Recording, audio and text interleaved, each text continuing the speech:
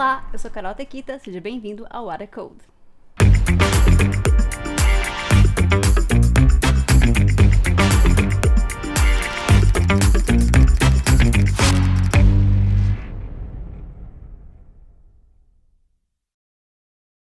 Olá pessoal, eu sou Carol Tequita, sejam bem-vindos ao Water Code, um programa idealizado pela Action, onde a gente vai conversar com diversos profissionais da área de tecnologia e para trazer histórias inspiradoras para vocês. Estamos aqui na nossa versão remota com ela, Bia Codes, que tem 3 anos de experiência nesse mercado, é desenvolvedora e engenheira de software no Quinto Andar e também criadora de conteúdo. Bia, muito obrigada por topar esse convite.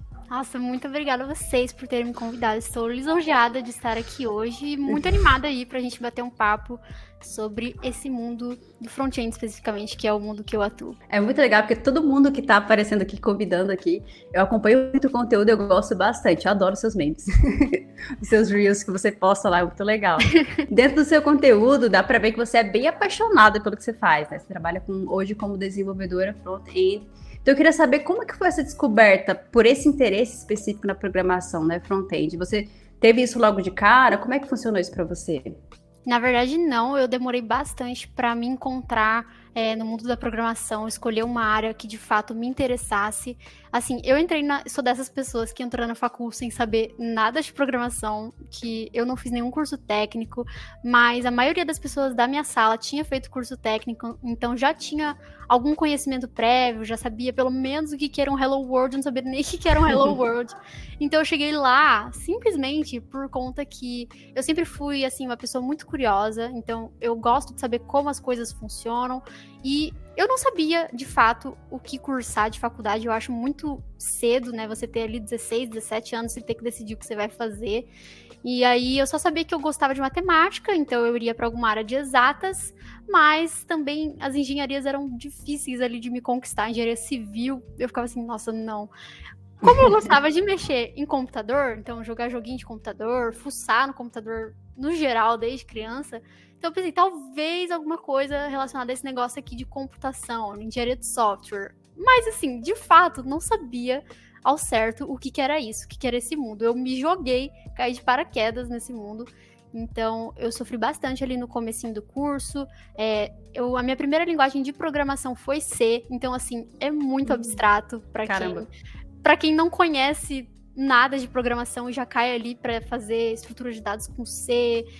Enfim, apanhei bastante, mas além disso, tive outras matérias, majoritariamente de back-end na facul, a grande maioria delas com Java, e assim, também acho um pouco maçante para quem não conhece nada de programação, já chegar ali no código Java, achar que a pessoa vai entender tudo que está acontecendo, não Sim. estava. Então, o que aconteceu? Quando eu cheguei na matéria de desenvolvimento web, por ser uma área mais visual, em que você vai desenvolvendo e vai conseguindo ver o que você está criando na tela, muitas pessoas eu vejo que falam por aí que dá uma satisfação maior, né, quando você está desenvolvendo para o front, quando você é iniciante, porque você consegue ver o que você está fazendo. Então, eu acho que foi isso ali que me fez brilhar os meus olhos, de fato. E eu não tô falando que eu ainda não posso me apaixonar por back-end ou por outras áreas também, porque eu acho que eu posso com certeza, mas eu gosto muito de front, que é o que eu atuo atualmente. Já mexi um pouquinho com back-end, tá? Mas bem pouco, então assim, não deu tempo de me conquistar. Mas foi através ali das matérias da facul mesmo, que chegou num momento que eu cheguei nessa de web, que eu conseguia ver as coisas acontecendo, que eu falei, cara, é isso, vou fazer meu estágio nisso. E aí foi isso. Isso é muito legal, porque assim, a gente que trabalha com programação e fala que a gente gosta do que faz, às vezes dá a impressão de que é paixão à primeira vista, né? Nossa, que legal essa linguagem C maravilhosa que Com não dá certeza. pra entender nada. Não. Então é legal mostrar que o seu caminho foi um caminho de descoberta. Poxa, é muito difícil para quem não está na área ter visibilidade do que um desenvolvedor faz. Então é muito isso mesmo, você vai explorar, você vai entender. Às vezes você não se identificou com uma área específica, mas poxa, você pode explorar outras áreas, front-end, back-end, games, mobile, né? Tem muitas possibilidades. Sim. Sim, vamos falar sobre games. Vamos falar. Muito bom. E qual conselho você dá justamente para quem tá entrando nessa área e quer identificar assim uma área que quer seguir, assim, quer escolher um nicho para seguir? E assim, com certeza, você precisa experimentar diversas áreas para você conseguir descobrir qual que você tem mais afinidade, mas todas de uma vez não dá, não rola. Foi um erro que eu cometi, é um erro que muitas pessoas cometem. E assim, quando você tá, de fato, aprendendo programação, não é algo mais tão abstrato para você, você já sai querendo estudar tudo. Eu lembro, assim, que eu tinha vários cursos e eu não conseguia dar conta de todos, mas eu queria aprender todos, eu queria fazer games, eu queria fazer front, mas eu também queria ser back-end para conseguir ser full stack, e aí eu ia, e aí quando você vê, você não dominou nada e você fala assim, nossa, eu sou burra, eu não consegui ir pra frente em nada. Só que a verdade é que você não teve foco em nenhuma dessas. Então, uma dica que eu dou para as pessoas que estão começando, que cometem bastante esse erro tudo bem você experimentar diversas áreas, mas vai uma de cada vez, sabe? Calma, vai. Primeiro, tanto faz front-end, back-end, mas escolhe uma delas, estuda uma linguagem, aprende os fundamentos, pratica com exercícios, faz um projetinho, beleza, aprendeu? Não precisa ficar expert, lógico, né? Mas aí, depois que você tiver avançado um pouquinho mais, você vai pro back-end, experimenta, vê o que você acha, e depois você pode ir pra outra, como games, com C#, enfim, e assim vai. Mas nunca todas de uma vez só, porque isso não dá certo. Eu sou a prova disso, então não façam isso. Esses dias eu recebi um comentário no meu YouTube do cara falando assim, nossa, eu quero começar na programação, recebi 50 indicações de 50 cursos, estou fazendo 50 cursos ao mesmo tempo. Vai dar bom.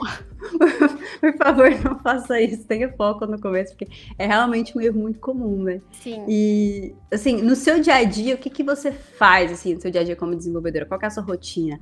Quais são as suas responsabilidades e as habilidades que te ajudam no seu dia a dia? Aí é um ponto muito legal, porque como desenvolvedora front-end, as pessoas principalmente mais iniciantes, esperam que eu fale, eu desenvolvo telinhas, né?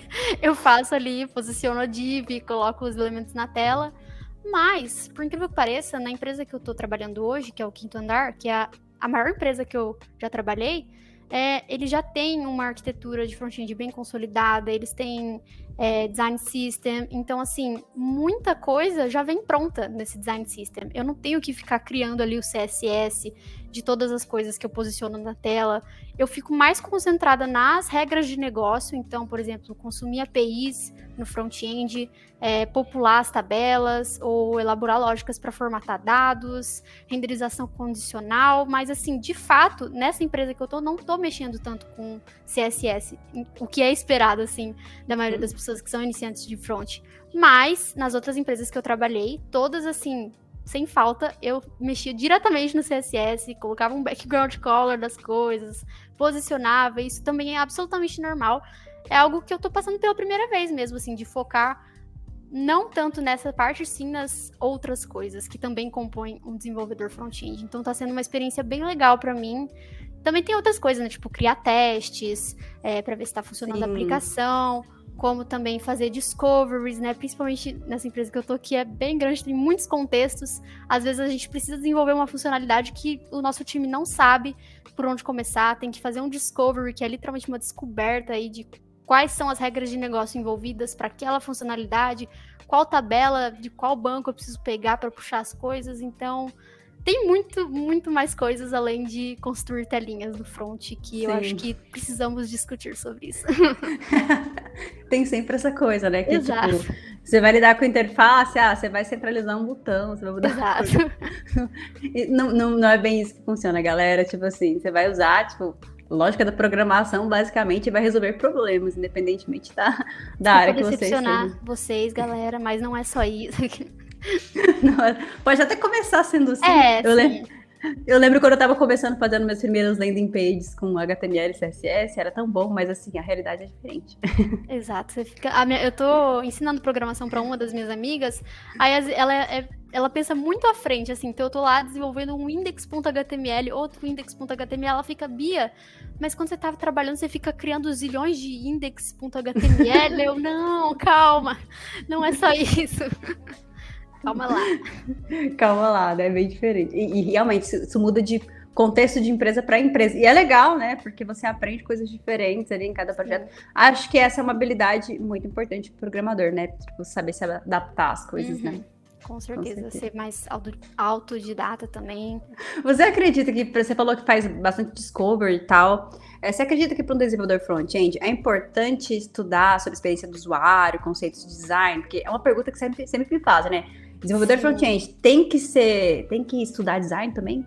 Então, chega bastante pra mim também essa pergunta, tipo assim, nossa, mas eu não... Por que você não é front? Ah, porque eu não sou bom em design, porque eu não sou bom em... Mas assim, você não precisa, de fato, ser bom em criar interfaces, entender a experiência do usuário, qual experiência é melhor, como criar os layouts, porque isso fica mais a cargo do designer, a pessoa que cria, de fato, ela estuda para isso, ela faz testes de usabilidade com os usuários para ver o que é melhor, o que é mais fácil, e a gente pega esse estudo feito pelo designer e a gente coloca na prática, né? A gente transforma em aplicativo, em site. Mas não necessariamente você precisa saber sobre isso também para ser um programador. Óbvio que eu acho que é um bônus. Acho que ajuda muito e tem seus pontos bons em você saber sobre isso um pouco, porque talvez reduza um pouquinho ali o seu conflito com o designer. E o que eu quero dizer com isso? Eu nunca tive problema, assim, com meus amigos designers, inclusive são grandes amigos meus. Tem um que, inclusive, fez a minha identidade visual nova, ele é incrível. E quando você entende um pouco sobre a experiência do usuário, você não vai ficar necessariamente ali falando assim, eu acho que esse jeito aqui é melhor, porque na verdade é mais fácil de codar. Se você entender Sim. por que o designer criou aquela interface, você vai entender, isso aqui vai realmente mudar a vida do usuário, vai fazer ele conseguir acessar as coisas mais fácil. Então, você entendendo isso, você faz com mais gosto, sabe? Você faz, tipo, sabendo que você está entregando algo de qualidade mesmo para o usuário, e não só codar por codar, sabe? Então eu acho isso muito interessante. Então, por isso, eu acho que é um bônus muito bom, você saber um pouquinho de experiência do usuário. Não, eu concordo totalmente. Eu sou formada em design, né? Então eu vim do design e fui para programação. E realmente é muito bom você conhecer, digamos assim, conhecer o raciocínio por trás daquilo que você está implementando, né? Sim. Então você começa a ser muito mais do que uma pessoa que está codando. Sim. E participando de um produto de fato. Então é muito bom. É muito bom. Exatamente, é por aí, então recomendo, mas respondendo de forma nua e crua, não precisa saber, mas é muito legal. É muito legal. Você fez um post lá no seu Instagram sobre mulheres na tecnologia. Então, sim, tecnologia não é lugar de mulher, como que pode ser tão linda e inteligente, né? Essas coisas assim que a gente recebe no nosso Instagram e não pode falar, né? Eu quero saber como que é essa experiência, né? Estando nesse cenário, sendo uma mulher, né? Você pode falar um pouco de como que é isso para você? Como que é a sua perspectiva em relação ao mercado para mulheres na tecnologia? Nossa, eu adoro falar sobre esse assunto, porque assim, eu não sabia do quanto eu estava, tipo, ajudando outras mulheres, tipo, através do meu Instagram, até eu criar um Instagram. Porque assim, eu não criei para inspirar ninguém, eu criei meu Instagram para compartilhar conteúdos, me ajudar a fixar conteúdos. E acabou chegando assim, desde o comecinho, eu não tinha acho que nem 1000 seguidores, e tinha lá umas meninas me mandando, nossa, adorei o seu perfil, tá me inspirando a continuar, tava desmotivada. E isso é muito satisfatório, sabe? É um tema que a gente precisa discutir mais, porque a gente precisa quebrar alguns estereótipos que tem de nós, mulheres, principalmente na tecnologia, né? Tem o estereótipo de que é coisa de menino, videogame, coisa de menino, isso, beleza, estamos melhorando, o mundo está melhorando, eu vejo, mas foi construído esse estereótipo ao longo do tempo que a gente está, aos poucos, conseguindo aí convencer o mundo de que não é bem assim. Então eu gosto muito de trazer esses assuntos no meu Instagram, compartilhar as minhas histórias. E como mulher, assim, na tecnologia, a gente sabe que por mais que o mundo está melhorando, ainda tem algumas pessoas que vão estar lá para desmotivar a gente, para falar que a gente é incompetente, ou que a gente é, tipo, comparando com outra pessoa, principalmente com um homem, ou, por exemplo, com, sei lá, uma pessoa sênior, e aí, tipo, isso é motivo pra me comparar com ela, sendo que eu era júnior. Vou falar de um caso que aconteceu comigo, no caso. Uhum. Mas, de fato, falar assim, tecnologia não é seu lugar, tecnologia não é pra mulher. Eu só recebi frases assim na minha vida através do meu Instagram, felizmente. Então, no meu Instagram eu já recebi pessoas, homens, sempre homens, é incrível, falando isso pra mim. Mas, em ambientes de trabalho, já passei por algumas outras situações que a gente não vê o pessoal discutindo muito, que é, por exemplo, mansplaining, interrupting, que é também uma forma de machismo, só que não muito direta, sabe? Mas também é. Então, por exemplo, eu tava lá dando alguma sugestão para alguma ideia que eu tive pro projeto, e aí chega alguém falando em cima e me corta. Isso é um exemplo de Manterrupting, confundo os termos. Sim. E também tem o mansplaining, que é quando algum homem vem e explica desnecessariamente pra você algo que você já sabe. Muitas vezes na frente de outras pessoas, tornando essa visão de você como se você fosse incapaz, como se você não soubesse. Mas você sabe daquilo. Então, são duas situações bem chave, assim, que acontecem com muitas mulheres. Não sei se já aconteceu com você, mas comigo já aconteceu em mais de uma empresa. E precisamos discutir mais sobre isso para cada vez mais a gente tentar tornar o mundo um pouquinho melhor e acontecer cada vez menos esses casos. Então, de vivência como mulher na tecnologia, essas foram as coisas que eu consegui pensar ruins que aconteceram.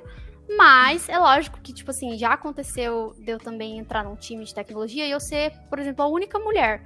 E terem me dado feedbacks positivos, assim, falando que eu trouxe visões pro time que as pessoas não tinham sacado.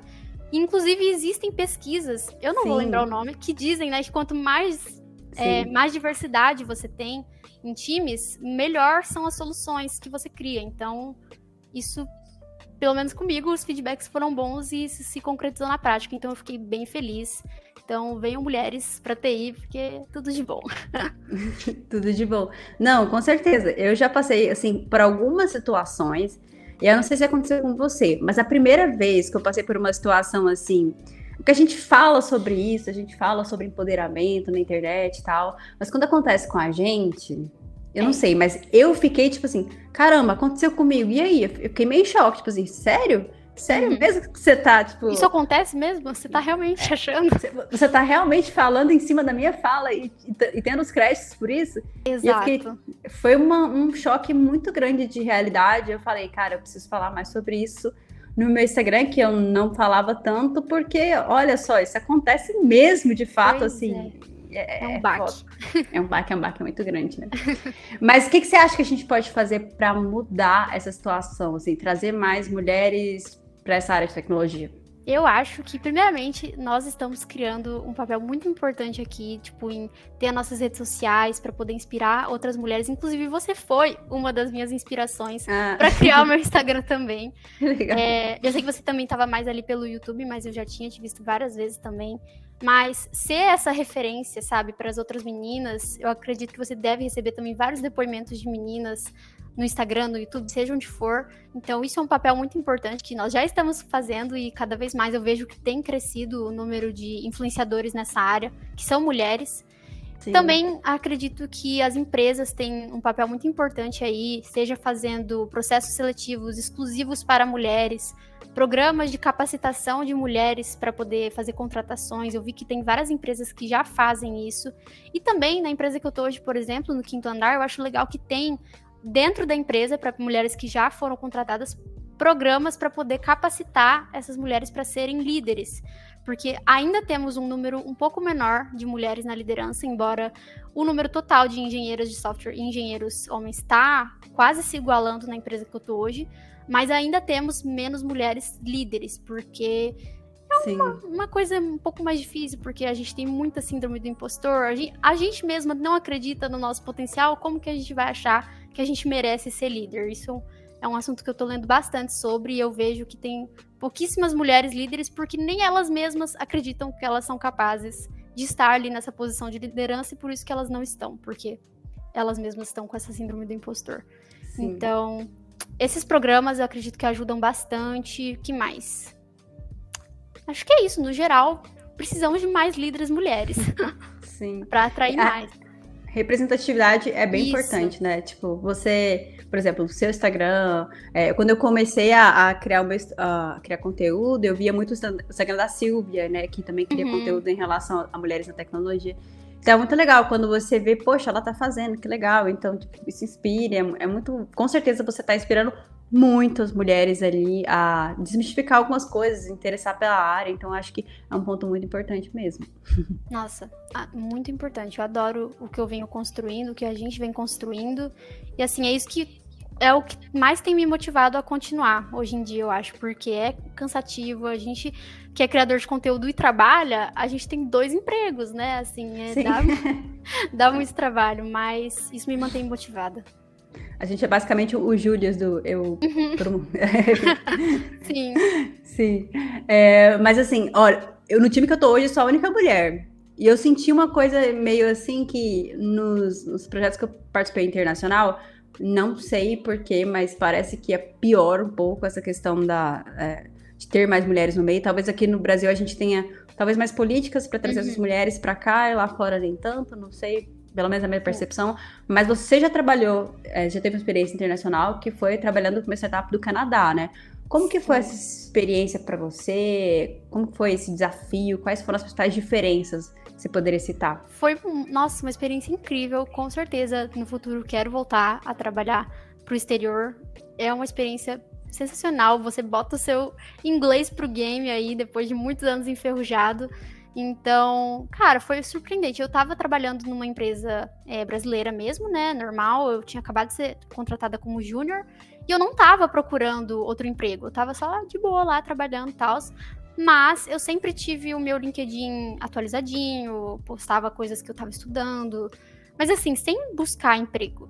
E chegou um recrutador, né, dessa empresa do Canadá, que chamava QEME na época, e falou, gostamos aqui do seu perfil, estamos abrindo uma startup aqui, tipo, não tinha nem logo ainda a startup, mas estamos precisando de desenvolvedores urgentemente.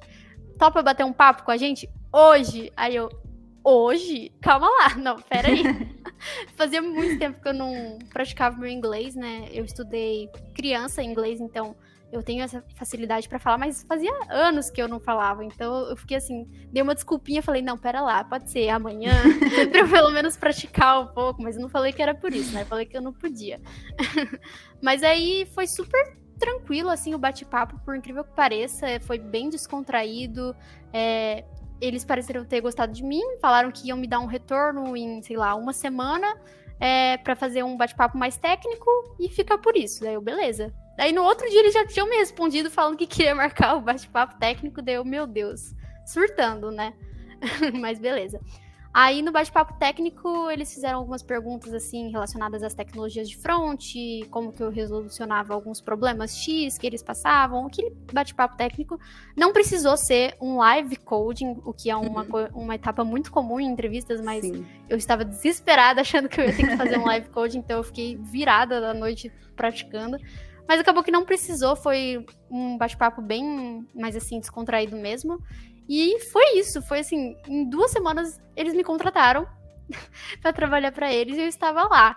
E foi muito bom, cara, assim, todos os dias, no mínimo uma reunião por dia era totalmente em inglês, então tinha outros brasileiros, acho que tinha mais uns 4 brasileiros trabalhando lá comigo, então quando era reunião só com eles, aí beleza, falava português, mas quando tinha ao mínimo uma pessoa que não era do Brasil, que tinha pessoas da Colômbia também, da Austrália, aí você tinha que falar a reunião toda em inglês, né? Daí que entrava o inglês pro jogo. Sim. Mas foi bem legal. Mas por incrível que pareça, eu achei que, assim, a cultura da empresa, não sei se é por ser uma startup, foi bem parecida com a cultura de algumas empresas que eu já trabalhei aqui no Brasil. Então, assim, cultura de confiança, eu não tinha que bater ponto, lançar minhas horas, nada do tipo. Então, foi bem tranquilo quanto a isso. E a galera era bem descontraída mesmo. A única coisa é que eu percebi que eles são bem rigorosos com code review e com criação das tasks no Gira. Eles são extremamente organizados. Então, acho que essas foram as principais diferenças. Mas, no geral, assim, tinha gente de tudo quanto é lugar do mundo. Tinha happy hour.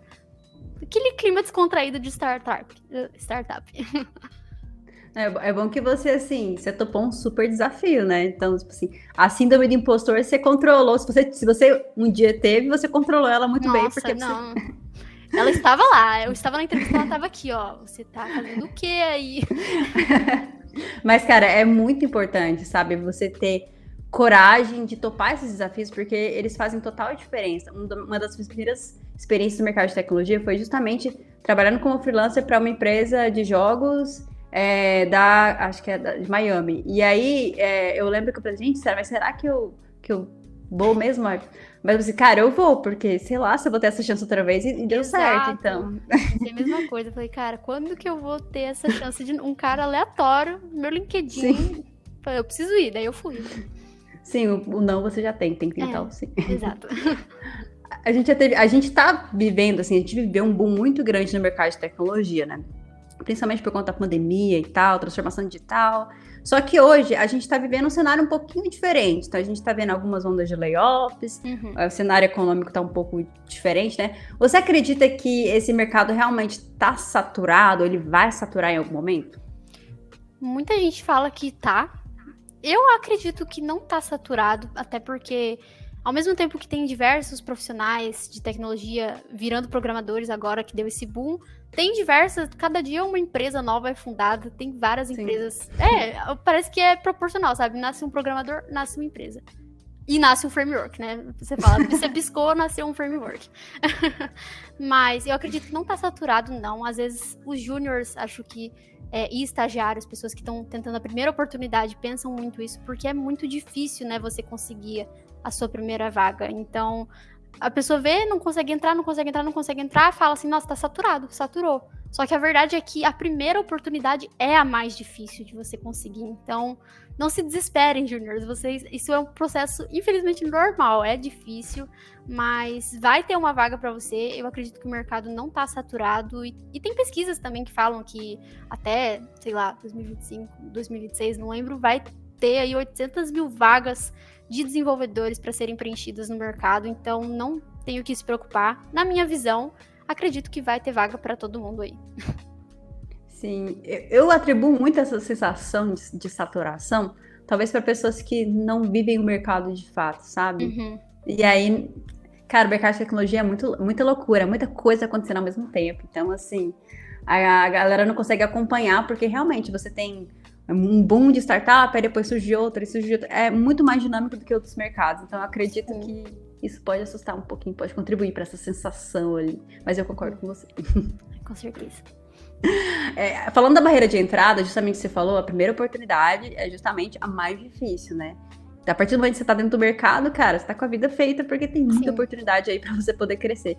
Nesse sentido, eu acho que o trabalho voluntário, eu comecei a ouvir falar bastante de trabalho voluntário ali, no YouTube principalmente, né?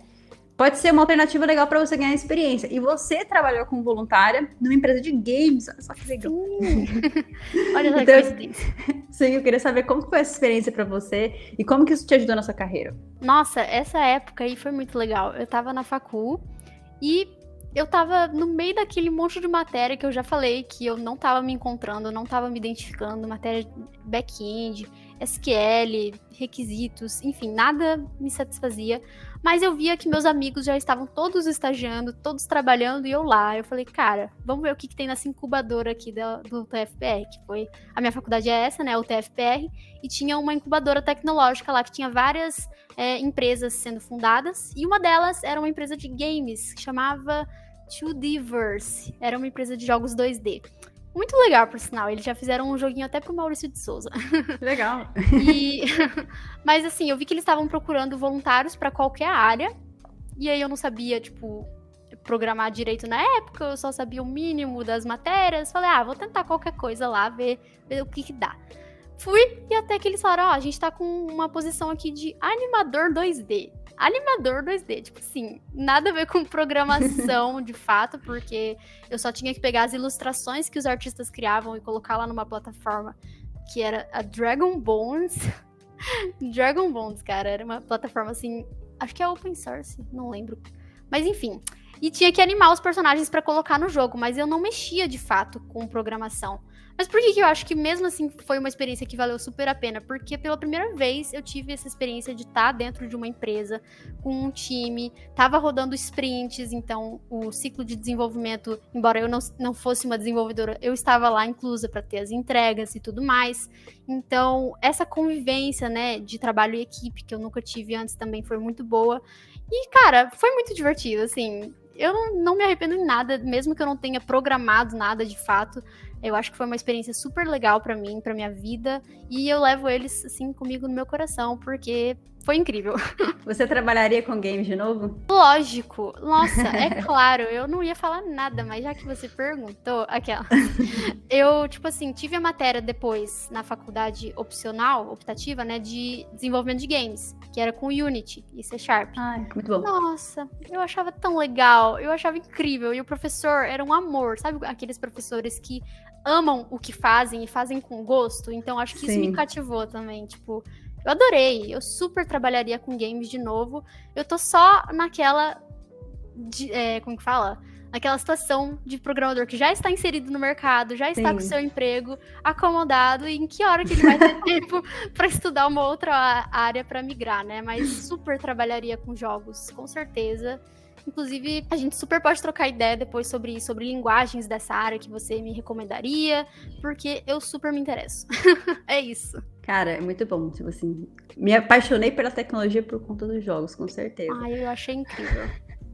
Além dessa parte do voluntariado, né, que é uma possibilidade de você se inserir no mercado, qual a sua dica que você daria para um júnior conseguir se destacar nesses processos que, principalmente nesse momento agora, acabam sendo mais rigorosos? Sim, é complicado mesmo.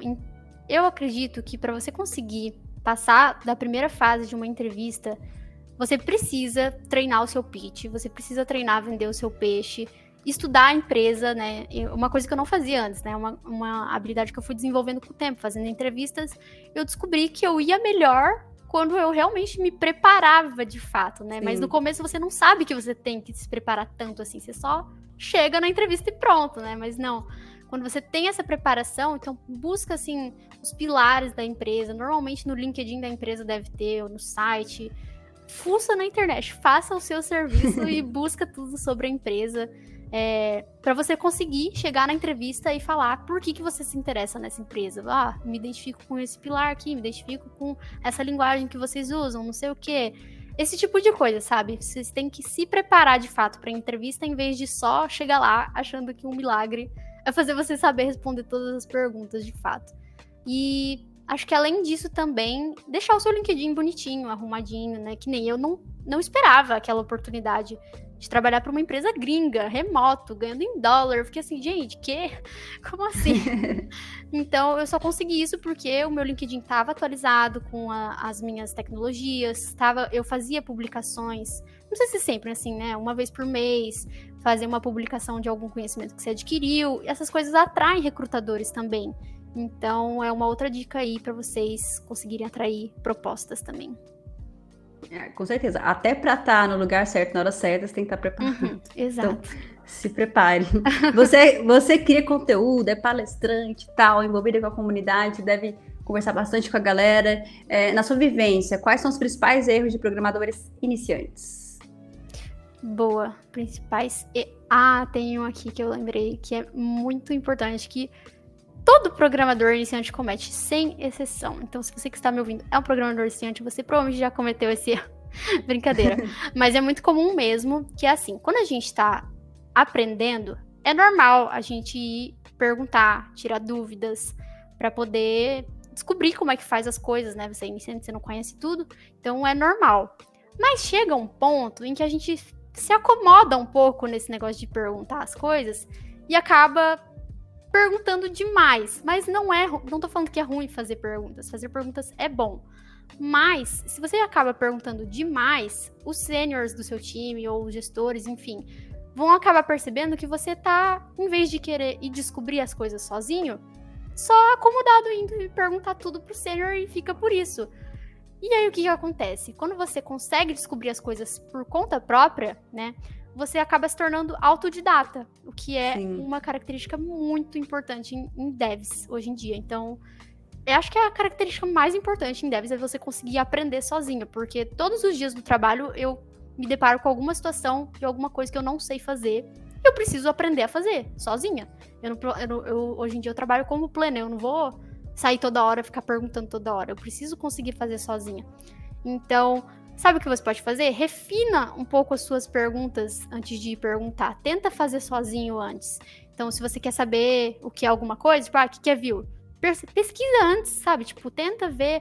Se você ainda não entendeu, leva a sua dúvida pro sênior, pra pessoa experiente, já falando, eu pesquisei isso, não entendi isso. Você pode me ajudar? Daí, beleza. Daí a pessoa vai ver que você conseguiu, se dedicou para entender, mas você ainda não conseguiu, e é normal, tipo, não é tudo que você vai conseguir aprender sozinho, ainda mais como júnior, né?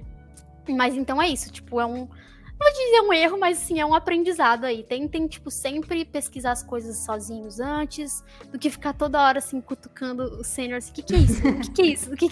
Porque é normal, tipo, eu fiz isso, eu passei por isso, acredito que a Carol também. É normal, gente. É normal. E você falou em ficar perguntando sênior, hoje a gente tem Stack Overflow, ChatGPT para ajudar aí nessa. Então. O que você pensa sobre isso? Essa questão de copiar código, você acredita que é uma prática ruim ou isso faz parte da profissão? Eu acredito que se fosse crime, a gente tava tudo preso. Se copiar código fosse crime, porque assim, não tem como, gente. Tipo, realmente é uma prática que todo programador tem antes de fazer uma funcionalidade nova, é buscar referências, buscar exemplos na internet, buscar exemplos em outros projetos e copiar se for exatamente o que você precisa, entendeu? O que eu vou fazer? É exatamente o que eu preciso, eu vou copiar. Mas, a partir de um certo momento, nossa, o ChatGPT, todo dia eu tô lá, ChatGPT. Mas o mais importante, quando você atinge uma certa maturidade aí, como programador, programadora, é você entender, de fato, o que você tá copiando, porque... Beleza, quando você é mais júnior, estagiário, você copia tudo mesmo, cola lá, até com os comentários do Stack Overflow vai junto no código e funcionou, beleza, não quero saber. Mas, se você não entende o que está acontecendo no seu código, você pode correr riscos aí, sei lá, de o código que você copiou, beleza, funciona, mas causa, sei lá, um dano na performance do seu site, ou causa algum bug que fere a regra de negócio e você não percebeu, porque você só copiou e colou. Então, é bom você entender o que você está copiando e colando por conta disso. Mas beleza, é normal. No começo todo mundo copia e cola mesmo, sem saber. Só tô falando que é uma coisa que, ao longo da sua evolução, é bom você passar a fazer, sabe? O que tá acontecendo nisso aqui? Por que esse funciona e o meu não funciona? Comparar. E até usar, por exemplo, ferramentas como o ChatGPT para fazer isso, né? Perguntar, ó, fiz isso aqui e não funcionou. Esse aqui funcionou. Por quê? Ele vai te responder. É sério. Sim, com certeza. É uma ótima ferramenta. A galera fica falando de substituição e tal, mas assim, o ChatGPT é uma ótima ferramenta para você usar para o seu aprendizado se você souber usar bem. Se você não souber usar bem, vai ser uma muleta que realmente talvez isso pode substituir no futuro, sei lá. Sim, exatamente. Você acredita que qualquer pessoa pode aprender programação? O que é preciso para aprender programação, tipo, não desistir no meio do caminho, assim como muitas pessoas fazem? Eu acredito que sim, com certeza, programação é para qualquer pessoa. Não existe isso de tipo, não, é muito difícil para mim. Esse estereótipo é comum do programador, né? Minhas amigas todas acham que eu sou um gênio. Elas olham pra ela e falam, nossa, mas é muito difícil ouvir C++ na minha faculdade, eu não entendi nada. Eu fiquei, gente, tipo, eu também não entendia nada. Eu tirei vários 6, eu peguei DP em matérias da facul também. Tipo, é normal, você não vai aprender programação em uma matéria da sua facul. Então, tipo assim, é uma coisa mais de adaptação, de você se dedicar, estudar um pouco todo dia. Principalmente quando você tá buscando aí a sua primeira vaga no mercado, se você não tiver essa disciplina de estudar um pouquinho todo dia, nem que seja uma horinha, meia horinha, você não vai fixar o conteúdo da forma que você precisa. Porque, principalmente quando você é iniciante, tem muitos conceitos em aberto que você não sabe, que não fecham na sua cabeça. Então, se você não praticar eles um pouquinho todos os dias, você não vai entender mesmo, você vai achar que você não tá indo pra frente. Então, por exemplo, agora que a gente já tem, por exemplo, eu trabalho na área há 3 anos, se eu ficar, beleza, 2 semanas sem codar, que é as minhas férias, eu não vou esquecer como coda, porque eu já venho fazendo isso há muito tempo, todos os dias, então não tem esse problema. Então, qualquer pessoa, eu acredito, desde que ela estude um pouquinho todo dia para poder entrar nessa área, ela consegue sim. Inclusive, o meu pai tá querendo entrar, eu tô falando, pai, só vai. Ele tá pra aposentar, ele tá pra aposentar, ele tá querendo começar alguma coisa, porque ele não consegue ficar parado. Nossa, que massa, muito Vamos bom. ver. E o que você faria, que a Bia faria de diferente se ela estivesse começando hoje? Eu vou voltar naquele assunto de novo sobre questão de mansplaining, interrupting, enfim. Eu acho que o que eu faria de diferente muitas vezes, eu deixei de me posicionar, eu deixei de falar a minha opinião, por medo de sofrer algum... que não é bem abuso, né? Essas situações, enfim, de machismo, E aí, o que acontecia? Eu não falava nada, sei lá, a minha opinião sobre alguma coisa, e aí saía alguma pessoa na minha frente, não me interrompendo, mas, tipo assim, falando exatamente o que eu tinha pensado, e eu ficava, tipo assim, sem crédito nenhum, porque eu não falei o que eu tava pensando, então eu acho que eu seria um pouco mais ousada, digamos assim, eu arriscaria mais, tipo, colocar a minha opinião pro jogo, tipo, em vez de ficar guardando pra mim, por medo de falar besteira. Então, muitas vezes eu acho que muitas pessoas, principalmente meninas, não dão a opinião delas por medo de ser besteira ou de ser coisa errada e as pessoas julgarem elas, acharem que elas são burras. Eu tinha essa sensação. Então eu tentaria, eu não sei se eu ia conseguir, né? Mas eu tentaria, porque é uma coisa que acontece até hoje, infelizmente, opinar mais, colocar mais a minha opinião pro jogo e não ter esse medo, assim, que depois eu me arrependia e via que eu tava certa no fim das contas e que eu poderia ter recebido créditos por coisas que eu deixei de falar, sabe? Então, pra Bia do passado, eu falaria isso, ó. Fala, mulher. Cara, super necessário esse seu comentário no final. Eu acho que é realmente muito importante mesmo. E acho que todas nós passamos por isso, né? Tipo, quando a gente tá trabalhando e passando por uma situação dessa, a maturidade talvez nos faz enxergar o que a gente poderia ter feito. E essa sua fala é muito importante, porque muitas pessoas que estão começando vão assistir isso e vão pensar, poxa, então já vai a dica da Bia para eu começar a falar, porque desde o princípio isso vai ser importante para mim.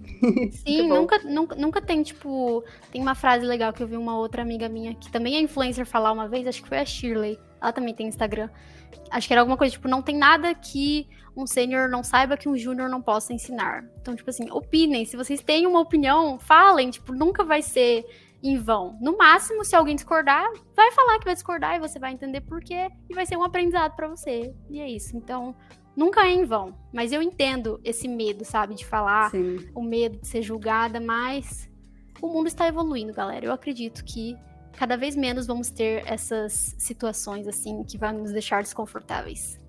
Sim, com certeza. A gente tem uma parte aqui no nosso show onde a gente tenta desmistificar a programação. Então, a ideia é o nosso convidado trazer algum tema e explicar da sua forma, porque uma das grandes questões da aprendizado é que cada um aprende de uma forma, cada um pode ensinar de uma forma, e a gente queria saber o que a Bia trouxe pra gente hoje, para ensinar pra galera. Boa! Eu trouxe aqui para falar um termo que ele é muito falado até cursos em faculdades, em qualquer lugar que você iniciar os seus estudos de programação, você vai ouvir esse termo que é framework. E você vai no começo ficar assim, tá, mas o que é isso? É a mesma coisa que biblioteca? É a mesma coisa que só fazer HTML, CSS puro? Pra que serve esse negócio, né? Eu tinha essa dúvida, então, pra tentar explicar, assim, de uma forma bem sucinta, eu diria que nada mais é do que um recurso da programação que não se restringe a apenas uma área. Qualquer área da programação vai ter um framework que serve para facilitar a vida dos devs, para criar um projeto de uma forma escalável, uma forma com uma arquitetura definida. E por que eu digo isso? Eu posso até usar de exemplo que eu estou ensinando programação para minha amiga, né? Ela e o namorado, e a gente está criando as coisas do zero. Então, index.html, né, styles.css, arquivo do JS, junta tudo, aquela coisa bem assim, primária, digamos assim, do front-end. Só que se a gente for levar isso para nível de empresas, não seria nada escalável, né? A gente criar projetinhos assim do zero e fazer essas configurações todas do zero, porque isso leva tempo e as empresas não têm tempo, né, para poder criar tudo assim do zero. Então a gente tem esse recurso, que são os frameworks, que servem para a gente poder construir aplicações com tipo um molde, tipo um esqueleto pronto, e não precisar se preocupar tanto em criar essas estruturas do zero. Então, como se fosse um esqueleto mesmo para você criar a sua aplicação. Por exemplo, React Native é um framework para mobile, tem o Next.js, que é um framework para web. O React.js não é um framework, infelizmente é uma biblioteca, muitas pessoas confundem, mas é porque ele é tão vasto, né, que eu diria que ele está quase se tornando um framework, mas não, ele é uma biblioteca que serviu de base para criar o framework do Next.js, por exemplo. Então, eu diria mais ou menos isso. Eu espero que tenha dado para entender um pouquinho, mas é um conceito meio abstrato, eu entendo. Mas aos poucos vocês vão entendendo, principalmente quando começa a trabalhar na área que você vê na prática, fica um pouco mais fácil de entender esse conceito. É uma caixinha de ferramentas, gente, para você conseguir criar as coisas de uma forma mais fácil. Eu diria isso. Ótima analogia, muito bom, gostei da explicação. E é uma parte bem necessária, porque assim, você começa a atuar no mercado, você vai ter que aprender fatalmente algum framework, então você vai ter que saber o que significa isso. Eu queria saber uma dica de expert da Bia, alguma ferramenta, alguma coisa que você utiliza no seu dia a dia, que te ajuda, o que você pode dar de dica pra galera? Boa, eu preparei aqui uma ferramenta que de início você pode até falar, tá, mas pra que eu vou usar isso aqui? Mas eu vou provar que isso pode ser muito útil, principalmente para quem tá entrando no mercado agora, em empresas, e tá precisando mexer em diversos códigos e não tá entendendo o que tá acontecendo no código, e aí precisa perguntar para alguém, mas não sabe para quem. Então, essa ferramenta, ela tem em duas extensões do VS Code, elas, tipo, duas extensões que fazem a mesma coisa, então tanto faz. Tem o Git Lens ou o Git Blame, são duas extensões que fazem essa mesma coisa. E o que é isso? Depois eu vou mostrar aqui pra vocês, mas eu vou só explicar primeiro. Vamos supor que você tá mexendo num código da empresa que você entrou, você é recém-chegado na empresa e você não tá entendendo o que tá acontecendo nessa parte do código e você precisa perguntar para alguém, mas tem 30 funcionários na empresa e você não sabe para quem perguntar. E você é essa pessoa mais tímida que não vai chegar lá no Slack e mandar: gente, quem que fez isso aqui? Então, assim, o que você pode fazer é usar essa extensão do VS Code, que você clica na linha... Eu vou até mostrar, posso? Compartilhar mais fácil. É um projeto pessoal meu, que só eu e meu namorado mexi, então só vai ter nossos nomes, tá, gente? Então, como que funciona o Git Blame, gente? Esse aqui é um sitezinho aqui que a gente fez para o lançamento do livro do meu pai, que meu pai tem um livro. E aí...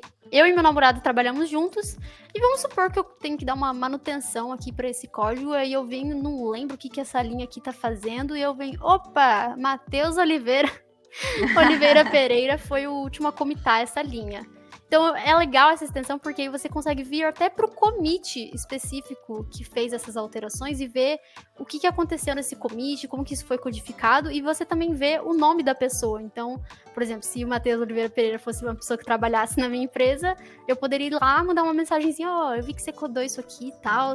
O que tá acontecendo aqui? Me explica melhor. Mas então é legal. Ou se você também quiser culpar o seu amiguinho, que é seu coleguinha de trabalho, e falar: quem fez esse código aqui? Ah, foi você, ó. É legal também. Mas eu uso bastante, eu acho muito bom pra poder tirar dúvida com as pessoas.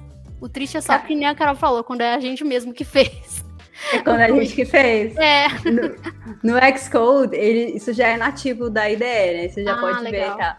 Então, sempre quando eu tô corrigindo algum bug, eu sempre tenho a curiosidade de olhar lá quem foi que comentou. Mas também é legal, assim, não que você vai falar, o que você fez aqui, que gambiarra foi essa? Mas porque é legal você entender o contexto do commit que a pessoa fez, porque às vezes ela tava tentando resolver algum outro problema, e aí você resolve o problema e volta pro problema anterior. Sim, é legal. Até por isso também que é bom, parei de compartilhar aqui.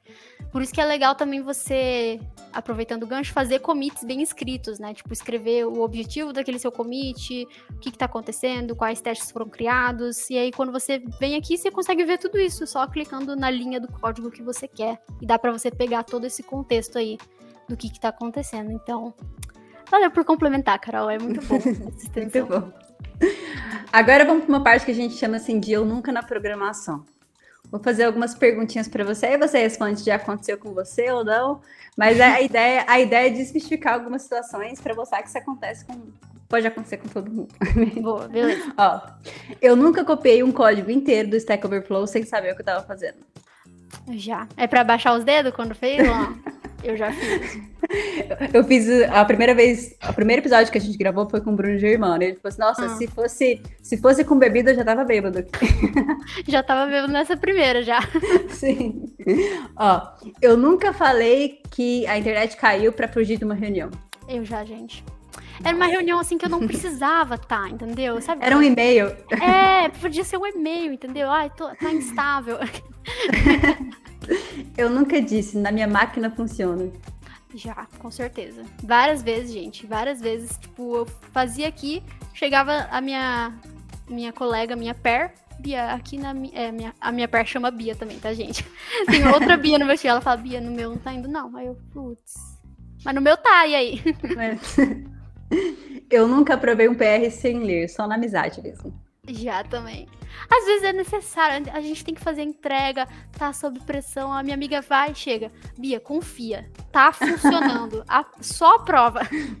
Já aconteceu. Só vai. Eu nunca resolvi um bug no sonho e acordei pra codar. Já também. Nossa, gente, se fosse bebida, eu já tinha morrido.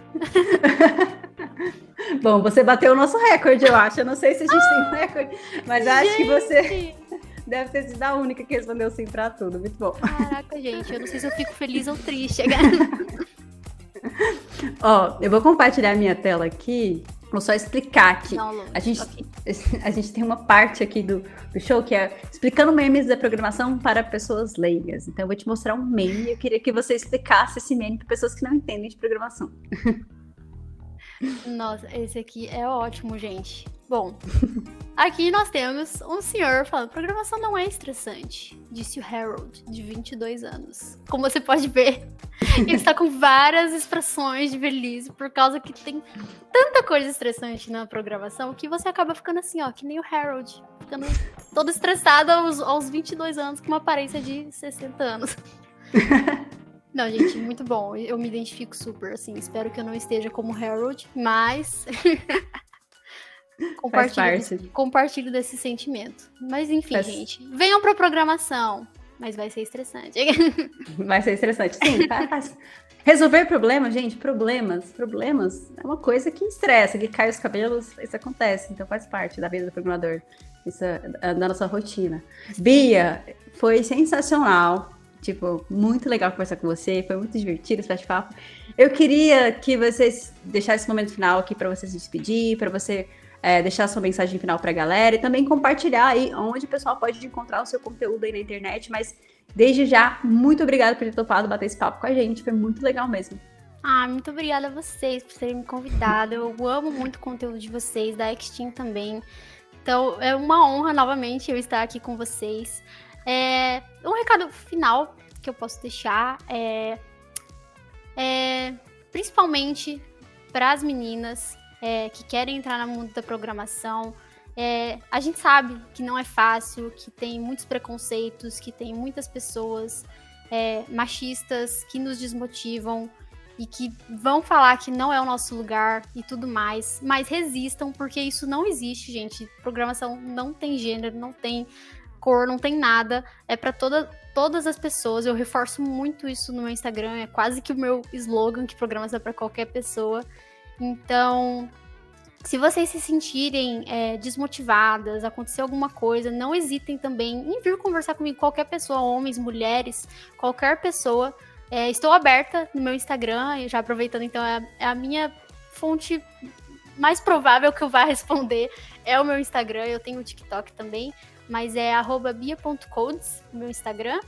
E mandem uma DM pra mim, não hesitem, que eu vou estar sempre aberta ali. Às vezes eu demoro um pouco pra responder, mas estou sempre aberta ali pra conversar com vocês, dar dicas, conselhos e tudo mais.